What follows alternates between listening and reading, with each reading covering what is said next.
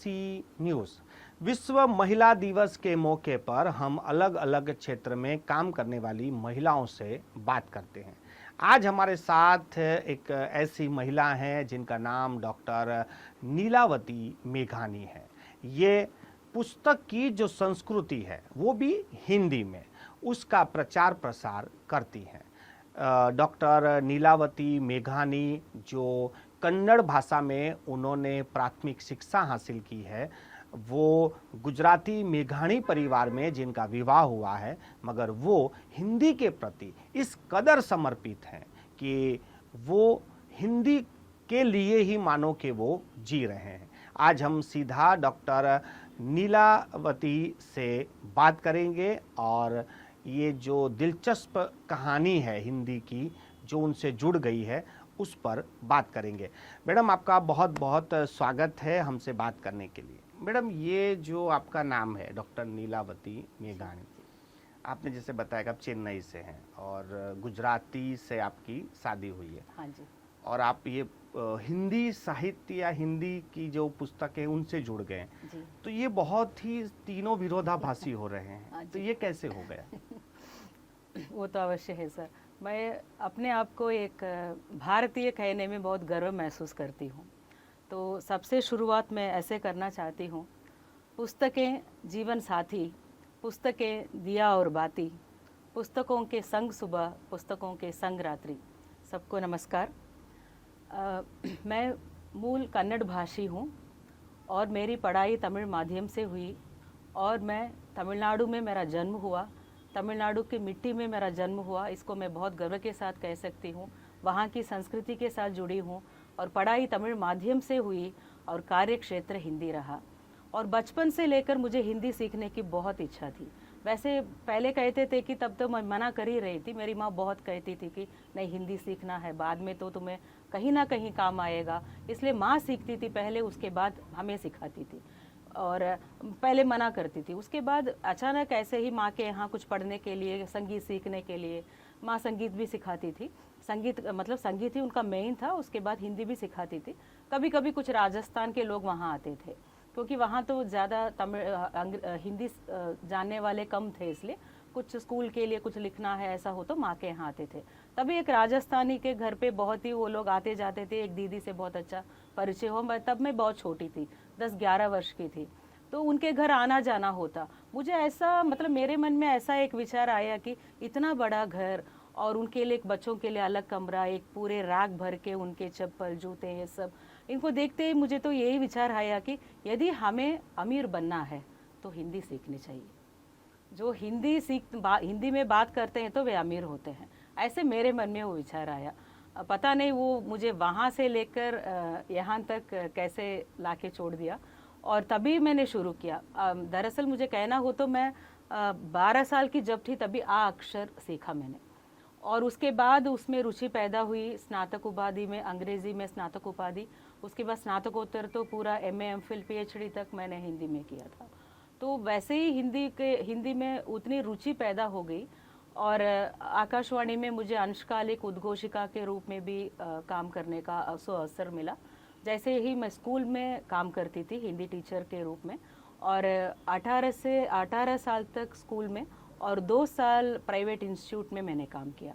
तो कार्य क्षेत्र हिंदी। उसके बाद जैसे आकाशवाणी में मेरे पति से मुलाकात हुई, बस मतलब वो वहाँ पे वे उद्घोषक थे चेन्नई में। वे है मूल गुजरात से और चेन्नई बहुत पहले आ चुके थे, जब 3 साल के थे तभी चेन्नई आ चुके थे। तो तब से लेकर वे चेन्नई में ही थे। तो जैसे हिंदी में मेरी रुचि देखकर, और वे भी गुजराती है लेकिन हिंदी उद्घोषक है, हम दोनों की मातृभाषा हिंदी नहीं है, फिर भी हम हिंदी से जुड़े थे। तो वहाँ पे वैसे ही शुरुआत हुई। तो उनसे शादी भी हुई मेरी और जैसे एक दूसरे से हम हिंदी को हमेशा प्रेम की भाषा कहते हैं क्योंकि उसी के कारण हम यहाँ पर हैं। तो हिंदी में मतलब सीखना अलग बात है, किसी को कुछ कम्युनिकेट करने के जैसे बात सीखते हैं वो अलग बात है, लेकिन इसको कार्यक्षेत्र और इतना एक प्रोफेशन बनाना है। तो किस तरह ये हुआ मेरा, बस वही है पुस्तक।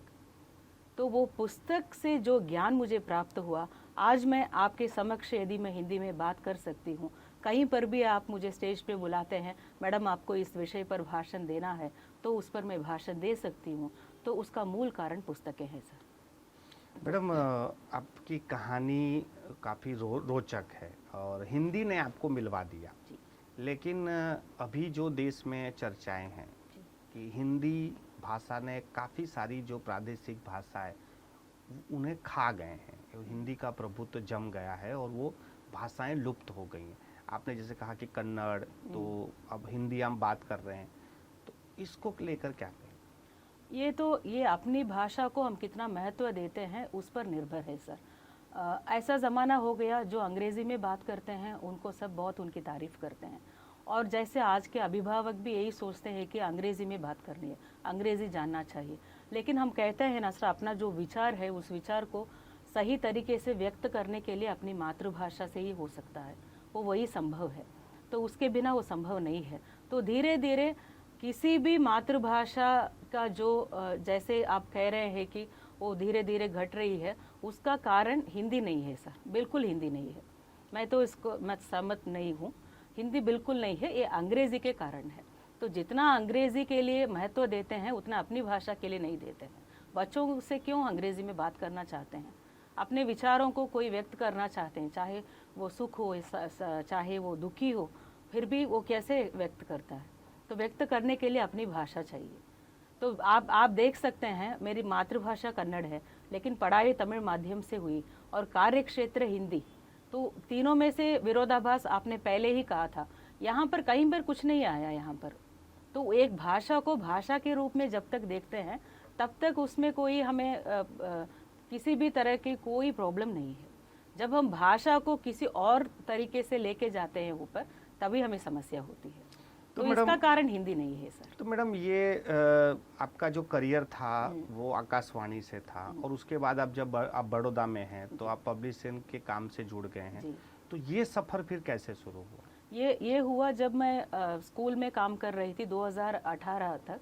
2018 में जब वो कोरोना का काल था, तभी बहुत ही नुकसान हुआ था, तो वो घाटा हम सहन नहीं कर पाए।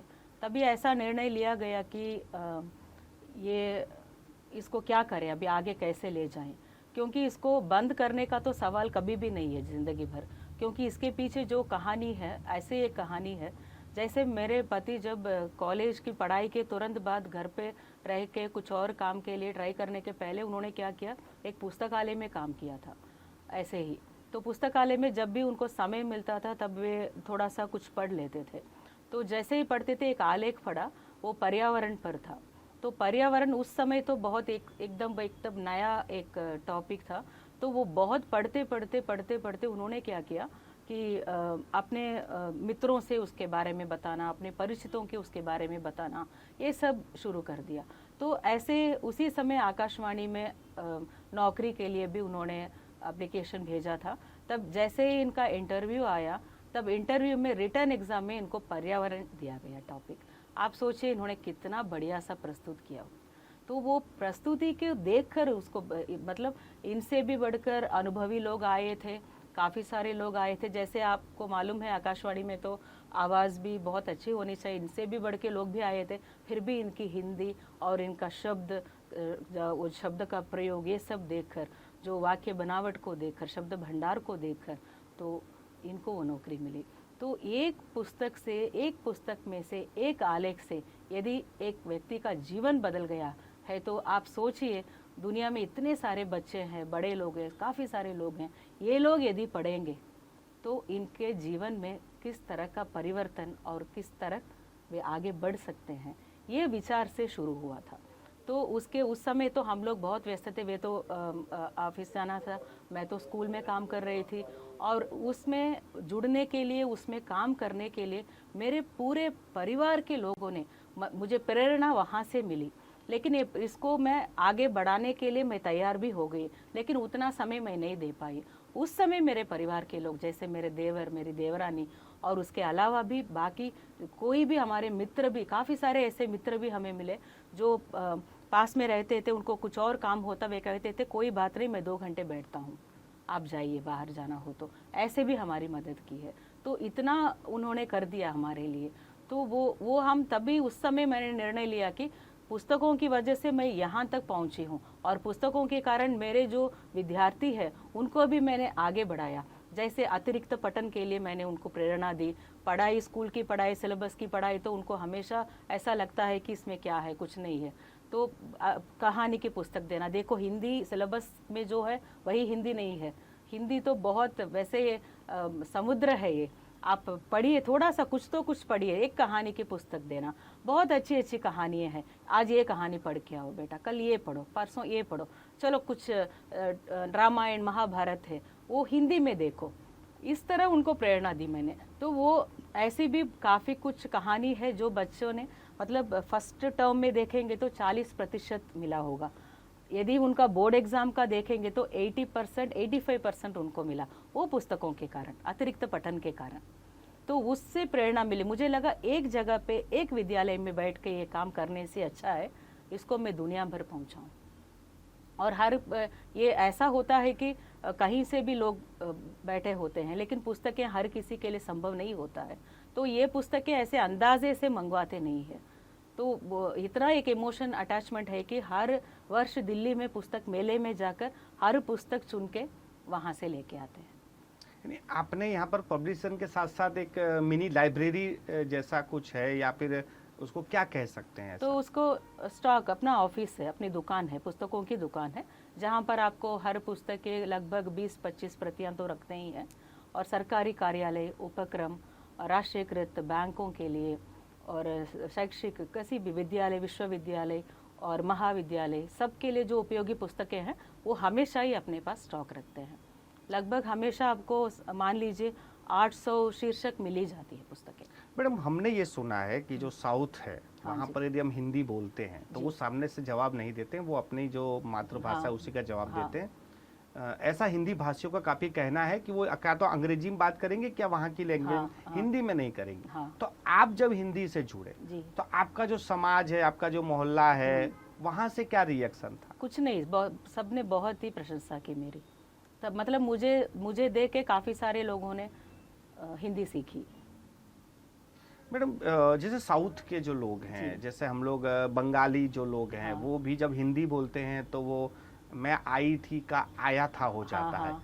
तो आपने पहले से ही आई थी हो गया था, फिर क्या आपको भी तकलीफ हुई थी ऐसा? हाँ, शुरू में तो हुई थी सर, क्योंकि हम अन्य भाषा, हिंदीतर भाषी को हर भाषा सीखते समय कुछ ना कुछ चुनौतियाँ तो होती ही है। किंतु मेरा ये होता है कि यदि मैं बोलती हूँ, कोई हंसते हैं, कोई गलती निकालते हैं, उस पर हमें बहुत सोचने की आवश्यकता नहीं होती है। ऐसे ही हमें सीखना होता है। जो हिंदी बोलते हैं उनके साथ बैठती थी मैं, उनके साथ अगर मान लीजिए आपने कहा साउथ का मतलब सांबार, इडली, डोसा, ये सब बहुत फेमस है। जैसे भी मैं जाती, वे लोग कहते थे कैसे बनाया आपने, तब मैं बताती थी उनको, मैं अभी हिंदी में बताऊंगी, यदि कहीं कुछ गलती हो तो मुझे बताओ। तो जैसे जैसे शुरू किया मैंने, तो बोलचाल की भाषा सीखना शुरू किया, तो आराम से फिर बात करने में मुझे कोई ऐसी बात नहीं हुई। अभी मैं सिखाती भी हूँ, हिंदीतर भाषी को हिंदी सिखाती हूँ और हिंदी भाषियों को तमिल सिखाती हूँ। मैडम, मैं इस बात पे आ रहा था कि भाषा ही सीखी है या फिर उनका कल्चर, जो पहनावा है, खाना है, हाँ। वो भी आपने ग्रहण किया है हिंदी हाँ का? हाँ, ग्रहण किया है। मतलब कुछ हद तक ऐसा नहीं है कि कहीं पर भी भीड़ में एक अकेला महसूस करना मैं नहीं चाहती हूँ। कहीं पर भी हो उनके साथ घुल मिल जाना चाहिए। ऐसा नहीं किसी एक चीज़ को पकड़ना। मतलब ऐसा कहते हैं कि वसुदैव कुटुंबकम, तो पूरे संसार को अपना परिवार मानना चाहिए। तब तो भारत के अंदर कुछ भी उनकी संस्कृति अपनाने में तो कोई दिक्कत नहीं होनी चाहिए। जैसे मेरे परिवार वालों ने मुझे इतना अच्छा एक्सेप्ट किया है, इतना अच्छा सा, मतलब वे लोग, जैसे मुझे कभी ऐसी आवश्यकता नहीं होती कि उनके साथ मुझे एडजस्ट करना होगा, लेकिन वे खुद मेरे साथ एडजस्ट कर लेते हैं। तो वहाँ पर तो मुझे भी कुछ वहाँ तक तो कुछ तो करना चाहिए सबके। मैडम, आपके जो पति हैं, जो आपके सरनेम मेघानी, जब आप उनसे मिले थे तब आप जानते थे कि मेघानी गुजरात में जिस नाम से जुड़ा है वो कौन है? उनके बारे में कुछ पढ़ा था? नहीं, ऐसा मुझे कोई अंदाजा नहीं था। गुजराती जब जाना संस्कृति से तब तो, हाँ। जब जाना तब क्या रिएक्शन? हाँ, तब तो मुझे बहुत अच्छा लगा। जैसे यहाँ पे आने, सौराष्ट्र आने के बाद जब पता चला कि उनके परदादा है कोड़ीदास मेघानी जी, वे सलाहकार थे राजा के, तो सबसे पहले वांकानेर में जो राजा कुछ भी हो तो दादाजी से परदादा से ही सलाह लेते थे। और सबसे वो एक गली है, शेरी कहते हैं गुजराती में, मेखानी शेरी, अभी नाम बदल गया है। तो इतने सारे हमारे परिवार के लोग थे। मुझे ऐसा एक गर्व महसूस हुआ कि कितने बहुत अच्छे परिवार में मैं आई हूँ। मैडम आप चेन्नई में आप हिंदी को एक्सेप्ट किया, हिंदी सीखा, जब जी। गुजरात आए जी, तो गुजराती के बारे में क्या राय बनाई आपने? मतलब हिंदी के प्रति थोड़ा ज़्यादा मतलब रुचि उतना नहीं है, वो थोड़ा मैं महसूस कर रही हूँ। जैसे तमिलनाडु में भी आंखों के सामने दिखता है वो लोग बोलते हैं, लेकिन ऐसा नहीं है। हिंदी प्रचार सभा है, दक्षिण भारत हिंदी प्रचार सभा, उसके माध्यम से काफ़ी कुछ परीक्षाएं चलाते हैं, इतने सारे लोग हिंदी सीखते हैं। तो उसको केवल कुछ हद तक कुछ बताने के लिए या बदनाम करने के लिए मैं नहीं जानती हूँ, ऐसा बात नहीं, मेरा फैलाते सवाल हैं। ये था कि लेकिन यहाँ पे गुजराती, गुजरात में थोड़ा कम लग रहा है मुझे। नहीं मेरा सवाल था कि गुजराती भी सीख रहे हैं, गुजराती बोल पाते हैं, या उसमें इतनी दिलचस्पी है गुजराती? बहुत है सर, बहुत है सर, बहुत है। और क्योंकि हम चेन्नई में थे और काफ़ी क्या होता है कि घर के अंदर उतना सीखने का अवसर नहीं मिलता है, क्योंकि एक दूसरे से हिंदी में बात करते थे। लेकिन बाकी सुनती हूँ ना उतना बहुत, एक सब्जी वाले से बोलने के लिए, किसी दूध वाले से बात करने के लिए तो मैं बोल सकती हूँ। पढ़ना लिखना तो कर सकती हूँ और समझ भी लेती हूँ, क्योंकि पुस्तकें छाप रहे हैं तो कुछ तो समझ में आना चाहिए। जो एक्सपर्ट है उनको दिखाते हैं, वे काम करते हैं, अपना टीम है, वो अलग बात है। लेकिन एक प्रकाशक के रूप में मुझे भी तो जानकारी चाहिए, इसलिए मैं बहुत रुचि है। और अभी तो ऐसे शब्द का प्रयोग हो गया है यहाँ पे आने के बाद, जैसे घर पे काम की मदद के लिए कोई आते हैं तो मैं उनको बाल्टी नहीं कहती हूँ, डोल कहती हूँ। वैसे आदत पड़ गई है अभी। मैडम जैसे आपने हिंदी पे इतना फोकस किया कि आपने हिंदी पे दिलचस्पी रखी, सीखे, साहित्य और साहित्य से जुड़ गए, यानी ये हिंदी एक भाषा है, साहित्य एक अलग चीज है, तो ये दिलचस्पी कैसे आ गई कि हम साहित्य से भी जुड़ जाएं? साहित्य से भी जुड़ जाए क्योंकि जब कहानी पढ़ते हैं, अन्य विधाएं पढ़ते हैं, तो किसी में रुचि पैदा होती है। जैसे एक बार ऐसे ही पढ़ा रही थी कक्षा में, तब तो मेरा पीएचडी नहीं हुआ था, एमफिल के बाद ऐसे ही कक्षा में पढ़ा रही थी। जैसे ये कहानी सुनाई उनको, बच्चों की इतनी रुचि पैदा हुई उसमें कि दूसरे दिन वे कक्षा के लिए वे लोग क्या है इंतज़ार कर रहे थे कब मैडम आएगी, जो इतनी प्रतीक्षा थी उनकी बच्चों की। तभी मुझे लगा कि वो पर्टिकुलर जो ऑथर है अमृतलाल नागर, उनके बाल साहित्य पर ही मेरा पीएचडी हुआ। तो मैंने सोचा कि अगर इतनी रुचि है तो फिर 2-3 पुस्तकें उनकी लाइब्रेरी से 2-3 लेके आई, फिर पढ़ना शुरू किया। अपनी तो पुस्तकों की दुकान ही है, फिर वहाँ से भी कुछ मंगवाई थी, जहाँ पे मिलता है देख के वहाँ से मंगवाई और पढ़ना भी शुरू किया। फिर धीरे धीरे कहानी पढ़ते पढ़ते उपन्यास में, जैसे स्नातकोत्तर उपाधि हुई तो साहित्य तो पढ़ना ही होता है पढ़ाई के हिसाब से, तो उसमें भी पढ़ी, तो उसमें अपने आप रुचि पैदा हो गई।